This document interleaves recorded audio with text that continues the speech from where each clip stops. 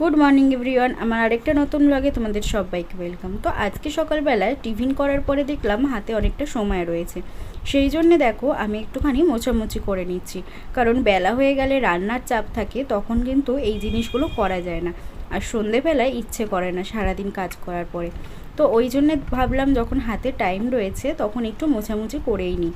আর dressing টেবিলের না ভেতরগুলো এত ময়লা হয়, জানি না কেন, বন্ধ থাকে তা সত্ত্বেও দেখি ধুলো পড়ে। তো সেই জন্য দেখো একটু মোছামুছি করে নিচ্ছে। আর এই ওড়নাটা কাচতে দেবো, সেই জন্য এটা দিয়েই কাজ চালিয়ে নিলাম। তো আলমারি, তারপরে ড্রেসিং টেবিল, এগুলো সব পরিষ্কার করে নিয়ে আজকে আবার বিছানার চাদরটাকে চেঞ্জ করব, কারণ কাকিমা এখনও আসেনি। তো ওই জন্যে তাড়াতাড়ি তুলে নিচ্ছি, কারণ কাকিমা চলে আসলে তারপরে আমি হয়তো কাজে ব্যস্ত থাকবো, তোলা হবে না। তো ওই জন্য চাদরটা তুলে নিয়ে এই চাদরটাকে পেতে দিচ্ছি। তো এটাকে পেতে দিয়ে তারপরে এই কাজগুলো সেরে নিয়ে তারপরে কিন্তু বাকি রান্নাঘরের কাজে আর কি হাত দেব। কারণ রান্নাঘরের কাজ একবার শুরু করে দিলে তখন আর এইগুলো করার টাইমও হয় না, আর পরে এনার্জিও থাকে না। সেই জন্যে সকাল সকাল উঠে এগুলো করে নিচ্ছি। আর বিছানার চাদরটা দেখো পেতে নিলাম। এই চাদরটা ওই ঘরে পাতা ছিল, ওই ঘরে আর কি চাদর চেঞ্জ করে কাচা হয়েছে। তো কাঁচা চাদর বাইরে ছিল বলে আমি এটাই পেতে নিলাম, আর আলমারি থেকে আর অন্য চাদর বের করিনি। তো যাই হোক, চলো এগুলো সেরে নিয়ে তারপরে আসছি। তো দেখো এখানে যে লতিগুলো খাটের তলায় রেখে দিয়েছিলাম ছাড়িয়ে, তো এখন চলো এটাকে করবো এখন।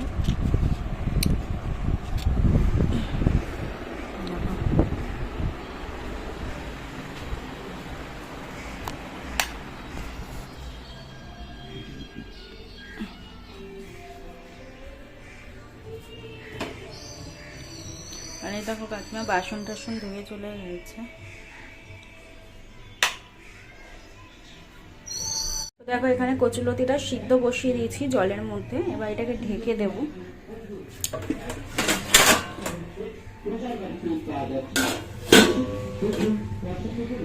এটা প্রেশার কুকারেও সিদ্ধ দেওয়া যেত, কিন্তু কড়াইয়ের মধ্যেই দিয়ে দিলাম। প্রেশার কুকারে দিলে আবার কি বলতো, আন্দাজটা বোঝা না গেলে না, পুরো গলে গেলে একবার মুশকিল হয়ে যাবে। ওই জন্য কড়াইতে দিয়ে দিলাম, তো হয়ে যাবে। আর চিংড়ি মাছ নিয়ে এসেছি বাজার থেকে। চিংড়ি মাছটা আজকে না ছাড়িয়েই নিয়ে এসেছি, আজকে গোটা নিয়ে আসিনি। আমি একটুখানি ছাড়িয়ে দাও, তো ছাড়িয়ে নিয়ে এসেছি। তো চিংড়ি মাছটা দেখাচ্ছি।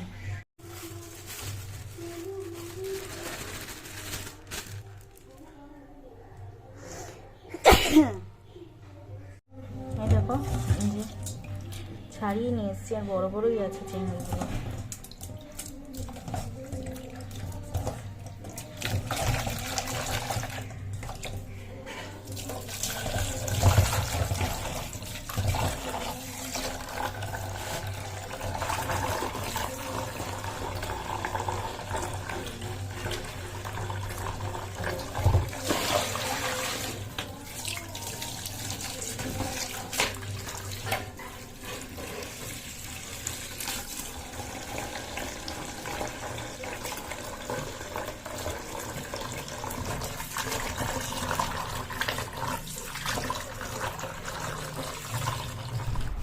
দেখো আমি তেলের মধ্যে চিংড়ি মাছটা দিয়ে দিলাম, তারপর নুন দিয়ে দিলাম, হলুদ দিয়ে দিলাম। এবার কিন্তু চিংড়ি মাছটাকে ফ্রাই করে নেব, বেশি ভাজবো না, কারণ চিংড়ি মাছ কিন্তু বেশি ভাজলে পরে রাবারের মতন হয়ে যায়, সেই জন্য হালকা করেই ভাজবো। তো দেখো কচুলতিটা কিন্তু মোটামুটি হয়েই এসছে, আর একটুখানি হলে হয়ে যায়। তো কচুলতিটা তো হয়ে যাবে, আর তোমার মাংসটা গরম করব, আর ওদিকে ডালও রয়েছে। তো দেখি মাংসটা গরম করেই, আর কচুলতিটা তো হয়ে এসছে, আর ভাত করলে হয়ে যাবে। আর আজকে বাইরে কিন্তু খুব রোদ্দুর, আর প্রচুর গরম লাগছে আজকে না, খুব গরম লাগছে, টিকে যাচ্ছে না। দেখো আমি ঘেমে গেছি, সকাল থেকে গরম। সকালবেলা তো দেখলেই সব মোছামুছি করলাম, চাদর টাদরগুলো চেঞ্জ করলাম, আর তার আগের দিন ওই ঘরে চাদরটা চেঞ্জ করেছি। তো মারাত্মক গরম লাগছে। তো এখন কচুলতিটা দেখো, এই যে কচুলতিটা হয়ে গেলে তারপরে তোমার ভাতটা বসাবো দিকে, আর মাংসটা গরম করব, তাহলে হয়ে যাবে। কচু শাকটা হয়ে গেছে, একটু গোটা গোটা আছে, আবার একটু ভাঙা রয়েছে, এরকমভাবে করেছি আজকে। তো চলো, আর এই যে চিংড়িগুলো উপরে, আর আমি না একটু লেবু, দুটো আর কি লেবু দিয়ে দিয়েছি রান্না করার সময়, বাই চান্স যদি গলা কুটকুট করে, ওই জন্য। আর এদিকে চলো মাংসটা বের করে নিই, গরম করবো মাংসটা। দেখো পুরো জমে গেছে। যদিও আজকে সকালবেলা ফ্রিজে ঢুকিয়েছি, কালকে সারা রাত বাইরেই ছিল যেহেতু রাত্রিবেলা রান্না করেছি। আর এই যে ডালটা থাক, ডালটা রাত্রিবেলা গরম করব।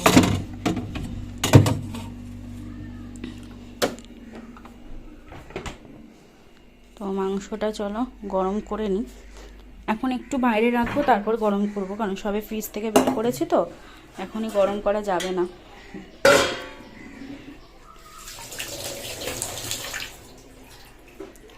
আর এদিকে ভাতটা বসিয়ে দিই, ভাতটা বড় হাঁড়িতেই বসাবো।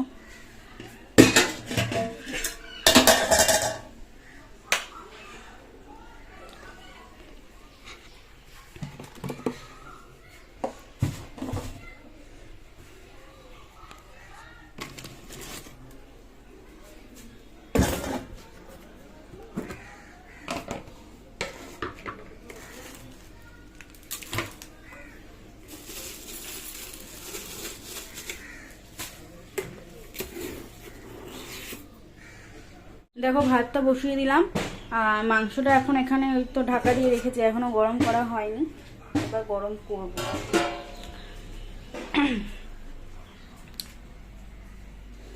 আর এখানে এই যে দেখো দুটো বাটিতে, দুটো কন্টেনারে কচুরলতিটা আর কি ওই বাড়িতে ঠাকুমার জন্য আর কাকা শ্বশুর আছে, মানে কাকি শাশুড়ির জন্য আর কি পাঠাচ্ছি। দুটো কন্টেনারে এক জায়গাতেই থাকে ওনারা, তো ওই জন্য দুটো কন্টেনারে আর কি পাঠিয়ে দিচ্ছে। আর তার সাথে না দুটো লেবুও পাঠিয়ে দিচ্ছি, কারণ যেহেতু কচুর বলে কথা, বাই চান্স ধরো গলা যদি কুটকুট করে, হয়তো লেবু অনেকের মানে অনেক সময় ঘরে থাকে না, তো ওই জন্য আমি একেবারে লেবুটাও পাঠিয়ে দিচ্ছি সঙ্গে, যাতে কোনো অসুবিধা না হয়, ঠিক আছে। আর এটা হচ্ছে আমাদের জন্য রেখেছি, আমাদের 3 জনের হয়ে যাবে। তো এই হচ্ছে ব্যাপার, এটা নিয়ে যাবে যাওয়ার সময় কাকা শ্বশুর এসে। ফ্রিজে আরও লেবু আছে, 4টে লেবু এনেছিলাম কালকে। আর কালকে এই ডিমগুলো বাবা নিয়ে এসছে, কালকে তো দেখালামই যে 4টে ডিম ছিল, তো বাবা আবার কালকে দুপুরবেলা আরও 10টা ডিম নিয়ে এসেছে, ঠিক আছে। আর ফ্রিজটা তো বললামই পরিষ্কার করতে হবে, পরিষ্কার করা হচ্ছে না, অনেক দিন হয়ে গেছে। তো চলো ভাতটা হোক ওদিকে, আর চিকেনটা গরম করব। দেখো এখানে চিকেনটা বসিয়েছি গরম করতে, কিন্তু এটা আমার মনে হচ্ছে ঝোলটা একটু হয়তো জল আর কি দিতে হতে পারে ফুটিয়ে। আর ভাতটা এখানে যে ফুটছে,